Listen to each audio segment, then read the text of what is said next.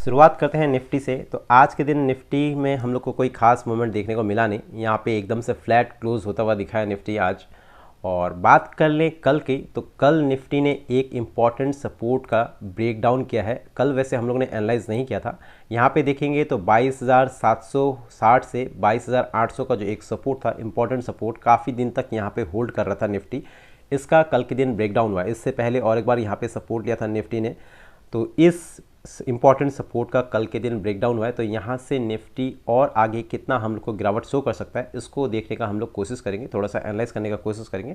तो थोड़ा previous data में चलते हैं और देख लेते हैं कि अभी के समय हम लोग को निफ्टी का एक सपोर्ट कहाँ पे देखने को मिल रहा है। तो ये मैं टेक्निकल एनालाइज की मदद से आप लोग को बताने का कोशिश कर रहा हूँ।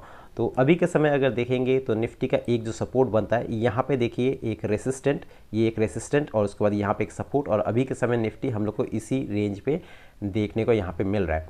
तो यहाँ पे कैसे रुक सकता है, इसको हम लोग जानने का कोशिश करेंगे। तो यहाँ पे हम लोग थोड़ा सा प्लॉट कर लेते हैं एक इंडिकेटर, यानी 200 डे का इन मूविंग एवरेज जो है उसको एक बार हम लोग यहाँ पे लगा लेते हैं।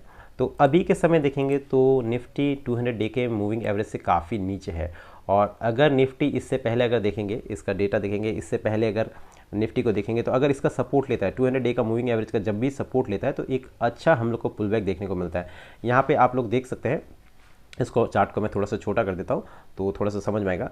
इससे पहले अगर देखेंगे तो निफ्टी ने सपोर्ट लिया था यहाँ पे 200 डे का मूविंग एवरेज का सपोर्ट लिया, ऊपर गया, यहाँ पे ब्रेक डाउन हुआ एक बार, उसके बाद एक अच्छा तेजी, फिर से यहाँ पे सपोर्ट मिला नहीं। और यहाँ पे 4 जून के टाइम देखेंगे तो 4 जून में सपोर्ट तो नहीं मिला था, पर सपोर्ट के पास से ही हम लोग को मूव करता हुआ दिख गया था। और अभी के समय अगर देखेंगे तो निफ्टी जो है 200 डे के मूविंग एवरेज से काफ़ी नीचे देखने को मिल रहा है। सितंबर मंथ के लास्ट से यहाँ पे हम लोग को निफ्टी में डाउन ट्रेंड चालू हो गया था। उसके बाद देखेंगे तो एक बड़ी गिरावट, फिर छोटा सा पुल बैक, फिर से गिरावट, छोटा पुल बैक, फिर से गिरावट, फिर मैंने अभी के समय का जो पुल बैक हो रहा है, ये कोई खास पुल बैक हम लोग को देखने नहीं मिल रहा है। इसमें कोई जान देखने को नहीं मिल रहा है कि कोई ऐसे न्यूज़ नहीं है जिसके कारण से मार्केट यहाँ से पुल बैक करे और हम लोग को अच्छी तेज़ी देखने को मिले। तो यहाँ पे अभी हम लोग को ये देखना है कि इस समय यहाँ पे निफ्टी कहाँ पे एक सपोर्ट ले सकता है। तो 200 डे के मूविंग एवरेज के हिसाब से तो हम लोग ने देखा कि यहाँ पे निफ्टी जो है काफ़ी नीचे है। हम लोग यहाँ पे लगा लेते हैं 100 का मूविंग एवरेज। तो यहाँ 100 का मूविंग एवरेज बोलेंगे, 200 का मूविंग एवरेज इतने 200 डे का मूविंग एवरेज से काफ़ी नीचे है, तो 100 के मूविंग एवरेज से और भी नीचे देखने को मिल रहा है। पर मेन है यहाँ पे देखना क्या, 1 डे के टाइम फ्रेम पे। अभी जो हम लोग देख रहे थे ये 1 डे के टाइम फ्रेम पे देख रहे थे, इसको हम लोग थोड़ा सा चेंज कर लेते हैं और इसको कर लेते हैं हम लोग वीकली टाइम फ्रेम पे। तो वीकली टाइम फ्रेम पे अगर करेंगे तो इसको थोड़ा सा ध्यान दीजिएगा।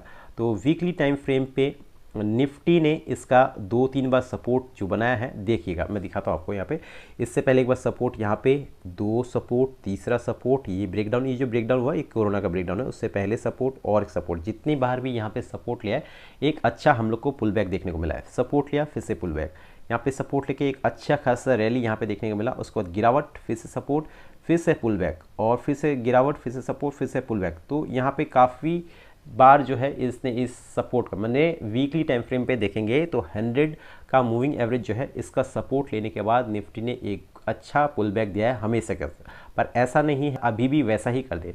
तो अभी के समय देखेंगे तो निफ्टी अपने 100 के मूविंग एवरेज से काफ़ी हम लोग को करीब देखने को यहाँ पे मिल रहा है। तो आने वाले दिनों में अगर इसका एक सपोर्ट ले लेता है और यहाँ से हम लोग को पुल बैक देखने को मिलता है तो अच्छी बात है। बस इस सपोर्ट के बदौलत बस निफ्टी यहाँ पे हम लोग को पुल बैक करता हुआ दिखेगा ऐसा नहीं है। यहाँ पे काफ़ी और रीजंस चाहिए निफ्टी को पुल बैक करने के लिए, जैसे कि जो अर्निंग्स है, स्टॉक्स के अर्निंग्स है, ये अर्निंग्स अगर अच्छे, रिजल्ट्स अगर अच्छे आते हुए दिखे तो हम लोग को यहाँ पे निफ्टी ऊपर की ओर देखने को मिल सकता है।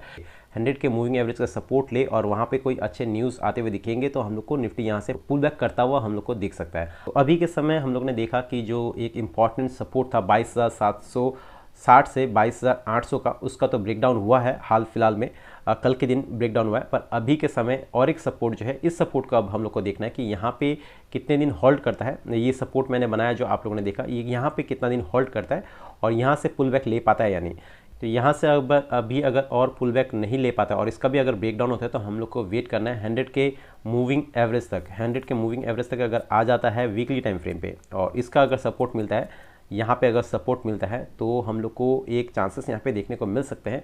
पर यही मैं बात और एक बार दोहराना चाहूँगा कि बस सिंपल सा, बस इसका सपोर्ट के बल पे निफ्टी यहाँ से पुल बैक नहीं कर सकता। यहाँ पे हम लोग को मार्केट में अच्छे न्यूज़ चाहिए, मार्केट से रिलेटेड, और अर्निंग्स जो है अगर अच्छे आते हुए दिखेंगे तो यहाँ से हम लोग को आने वाले दिनों में निफ्टी जो है पुल बैक लेता हुआ यहाँ से दिख सकता है। तो निफ्टी में हम लोग को लगातार गिरावट देखने को मिल रहा है, पर ये समय जो है निफ्टी हम लोग को यहाँ पे डिस्काउंट दे रहा है, यहाँ पे हम लोग को मौके दे रहा है कि इन्वेस्टेड रहने का, इन्वेस्टमेंट करने का। तो यहाँ पे इन्वेस्टमेंट करके हम लोग को चलना है। तो बेस्ट वे जो है अभी के समय वो है थोड़ा थोड़ा करके हम लोग को यहाँ पे एसआईपी करके चलना है। एसआईपी कैसे करके करना है, तो ये आप एक परसेंटेज डिसाइड कर ले सकते हैं कि निफ्टी में अगर 3% या 4% का गिरावट होता है, 3 से 4% तक का गिरावट होता है, तो एक बार अगर 3 से 4% का गिरावट हम लोग को देखने को मिलता है तो वहाँ पे मैं इन्वेस्टमेंट करके चलूँगा। मान लेते हैं कि 3% पे मैंने यहाँ पे इन्वेस्टमेंट किया लास्ट बार, और उसके बाद यहाँ से फिर से नीचे गिरावट जो हुआ है, यहाँ तक 3% या 4% तक का गिरावट हो चुका है, तो यहाँ पे मैं फिर से और एक बार इन्वेस्टमेंट करूँगा। और यहाँ से फर्दर, यहाँ से ऐसा नहीं कि निफ्टी यहाँ से पुल बैक ले लेगा, यहाँ से फिर से मुझे अगर गिरावट देखने को मिलता है, फिर से अगर 4% तक निफ्टी गिरावट शो करता है, तो मैं यहाँ पे फिर से थोड़ा बहुत इन्वेस्टमेंट करके चलूँगा और थोड़ा थोड़ा करके अमाउंट इन्वेस्टमेंट करके चलना है। एक बार में जो है ज़्यादा कैपिटल हम लोग को यहाँ पे डिप्लॉय नहीं करना है, क्योंकि मार्केट है, यहाँ पे कोई फिक्स्ड बता नहीं सकता कि मार्केट कितना और गिर सकता है यहाँ पे। तो एक अगर रूल बना के, एक अगर डिसिप्लिन के साथ चलेंगे और थोड़ा थोड़ा इन्वेस्टमेंट करेंगे तो सबसे बेस्ट वे अभी आपका यही होगा कि मार्केट से उभरने का सबसे बेस्ट वे यही होगा अभी के समय। अभी अगर इन्वेस्टमेंट करेंगे तो वो हमारे जो ETFs है उसमें अभी एवरेज डाउन हम लोग को होता रहेगा। हम लोग ने यहाँ इन्वेस्टमेंट किया, हम उसके बाद मार्केट और गिरावट शो हुआ, उसके बाद हम लोग ने यहाँ पे इन्वेस्टमेंट किया, मार्केट ने थोड़ा सा पुल बैक लिया, फिर से हम लोग ने इन्वेस्टमेंट किया। मार्केट जितने बार गिर रहा है हम लोग माने परसेंटेज के हिसाब से 3 से 4% तक का गिरावट में हम लोग थोड़ा बहुत करके इन्वेस्टमेंट करके चल रहे हैं, तो ये एवरेज आउट हो रहा है। जब मार्केट यहाँ से पुल बैक करेगा, जब मार्केट पुल बैक करेगा तो यहीं पे कहीं पे माने बीच में कहीं हम लोग का जो है एवरेज आउट हो जाएगा, और इस लाइन का जब ब्रेकआउट होगा तब हम लोग यहाँ पे प्रॉफिट में आ जाएंगे। तो ये समय है इन्वेस्टेड रहने का, यहाँ पे डरना नहीं है, थोड़ा थोड़ा करके SIP मोड में अपने कैपिटल को कुछ हिस्सों में डिवाइड करके थोड़ा थोड़ा इन्वेस्टमेंट करके चलना है। और अभी के समय मैं एक चीज़ बता रहा हूँ, अभी के समय जो इन्वेस्टमेंट है ज़्यादा से ज़्यादा इंडेक्स फंड में इन्वेस्टमेंट करना है। तो यहाँ पे इंडेक्स फंड में अभी आपको कम गिरावट देखने को मिलेगा। सेक्टर वाइज अगर जाते हैं तो सेक्टर वाइज आपको ज़्यादा गिरावट यहाँ पे देखने को मिल सकते हैं। इंडेक्स में जैसे कि निफ्टी में देखेंगे तो निफ्टी अपने ऑल टाइम हाई से लगभग यहाँ तक 13% तक गिरावट शो कर चुका है। तो निफ्टी अभी भी कम गिरा है, कंपेयर करेंगे अदर ETF से। निफ्टी 20 को दूसरे ETF से कंपेयर करेंगे, अल्फा से करेंगे, अल्फा तो लगभग 30% के करीब करीब यहाँ पे गिर चुका है। बैंक 20 में गिरावट हुआ है, ऑटो 20 में गिरावट हुआ है। सेक्टर वाइज देखेंगे तो काफ़ी गिरावट हो चुका है। IT सेक्टर में लगभग 15% के करीब करीब आपको यहाँ पे गिरावट शो हो रखा है। तो अभी हम लोग को जो है सेक्टर वाइज नहीं जाना है, बचना है वहाँ से।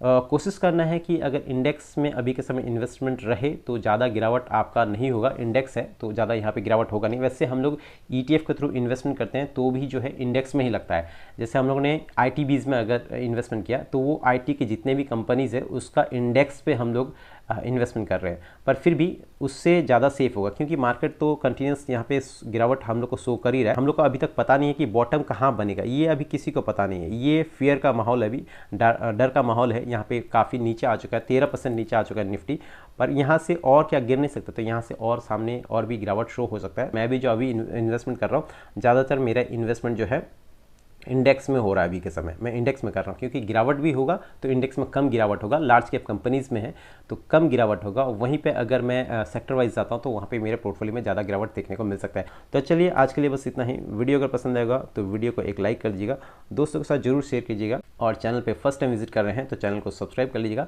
मिलते हैं फिर कल और एक वीडियो के साथ, तब तक के लिए बाय एंड टेक केयर।